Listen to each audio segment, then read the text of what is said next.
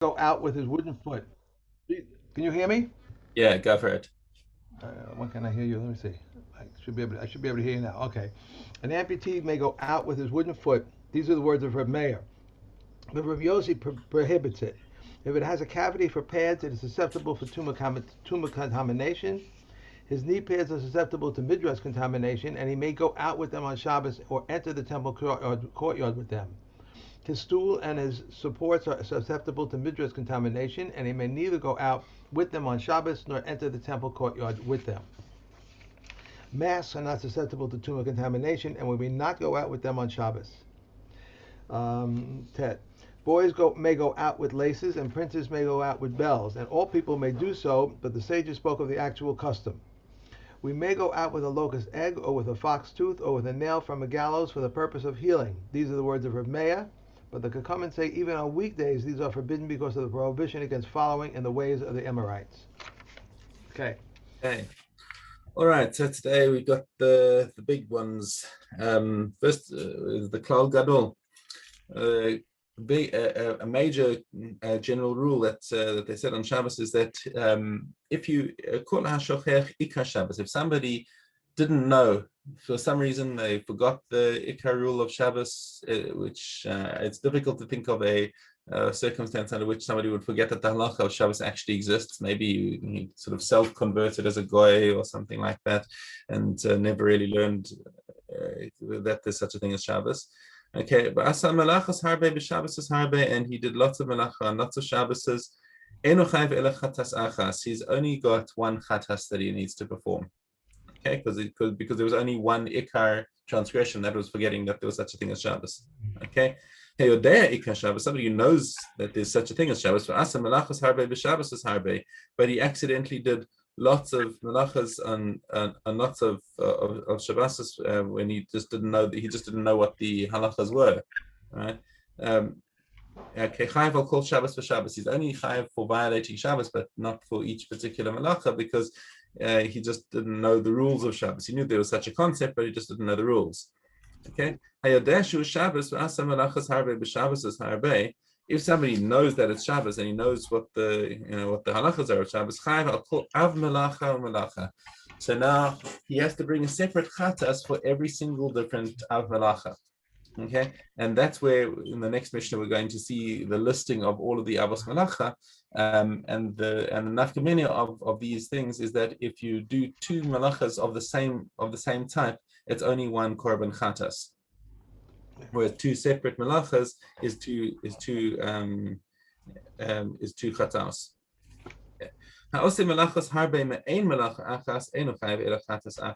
And if somebody does lots of malachas that are all based around the same av malacha, so the example we often give is if he waters the plants, which is a tolda of zorea, and he also um, and he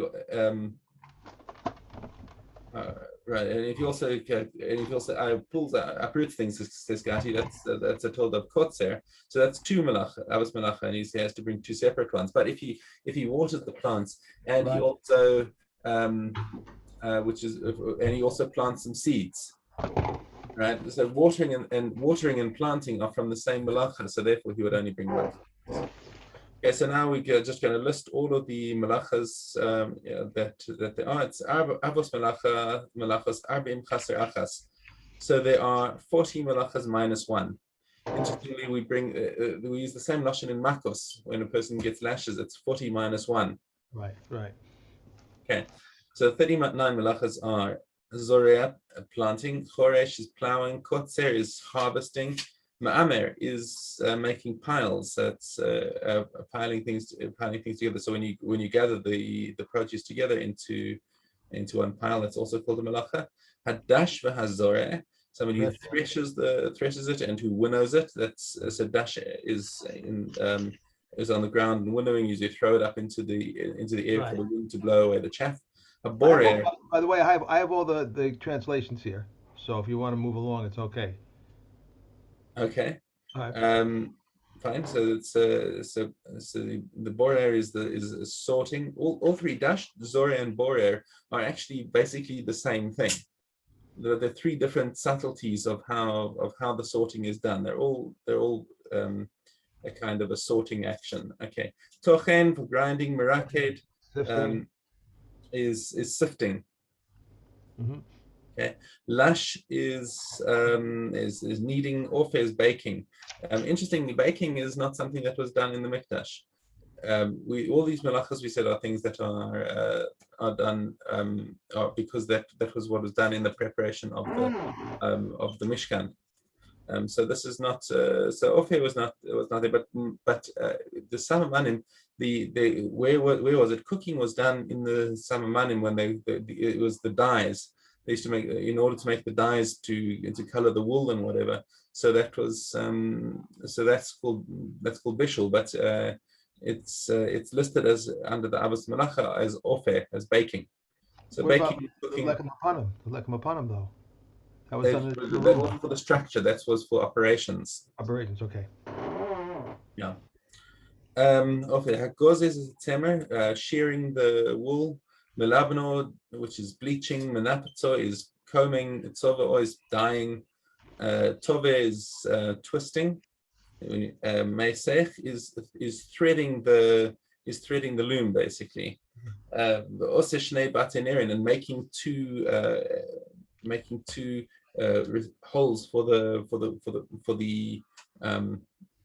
in the loom for the wool to be threaded through. Oreg shnei chutin, and somebody who weaves two threads. So why two? Because one is not a weave; it'll just fall straight out. So as soon as it's woven in with two threads, that's That's it. Right. that's called weaving. Hapotzer shnei chutin, or somebody who removes two threads in order to replace them. Basically, it's got to be malacha's got to be productive. It can't be something that you're just doing to break something. This has got to have a productive purpose in order to make way for something that's good. Excuse me. Hakosher, tying. Matir is untying. And why is untying a malacha? It's just the converse of tying. It's if the untying is the tying and the untying were used in the nets that were in order to catch the chilazon. So sometimes you had to make the net wider in order to you have to loosen the knot in order to make the net appropriate. So that matir over there is untying is a productive purpose. Okay, if somebody sews two stitches, again, it's got to be two stitches because if you just push it through once, then it'll fall out. But turning it back to the same side, so once you've threaded in and out, that'll stay in place.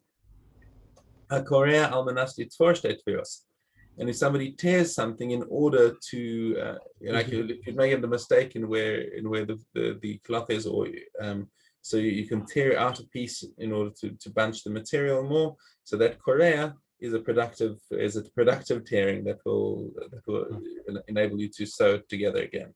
Hatzad tzvi, somebody hunts, right? So first is the catching of the animal. Is the tzad part, and the shochto is the killing it. Okay, mafshito, skinning it. Molcho is salting it. V'hama'abed is oro, and preserving processing the skin.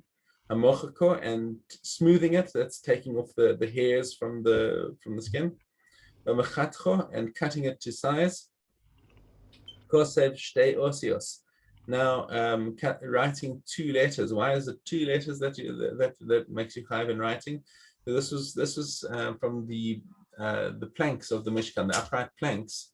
They always wanted to make sure that it was assembled and disassembled in the same structure. They weren't just like plug and play planks. They had to be next to each other all the time. So they would write a letter aleph next to the one, and aleph next to on the side of the plank that has to be joined to it, and the base on the other side, and the base on the other side, so that the next plank would be in the right place.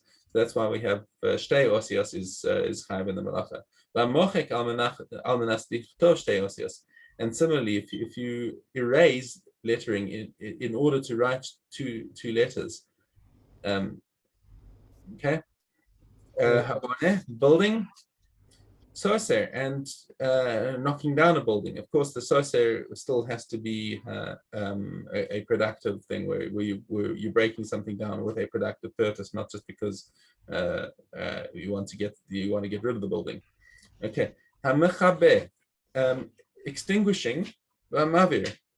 Interesting that's in of all places that mechabe is listed before mavir, because normally we list the productive one before the converse, but lighting a fire.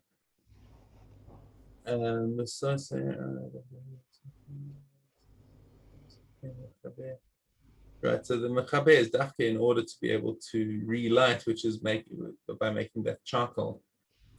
Okay, makib patish, and somebody who completes makib patish is like the last bang of the hammer that completes the item. Okay, hamotzin merishus lerishus, and carrying in the rishus harabim, basically taking from the rishus hayachid into the rishus harabim, or vice versa, or carrying four amas in the rishus harabim. Avos melachos arba'im chaser achas. Those are our 39 melachos. That's the same as the erasing two letters, because that means you're preparing to write something else, maybe. Right. Correct. Okay. The od klal acher amru. So there's one more klal that's said, which is now diving into the into the malacha of carrying into the rishus harabim again. Okay. Kol hakashe latzniya umatzniyin kamohu. Everything that people generally look after, that people would want to keep, and people do keep this kind of thing, and somebody takes us out on Shabbos, chayv alav chatas.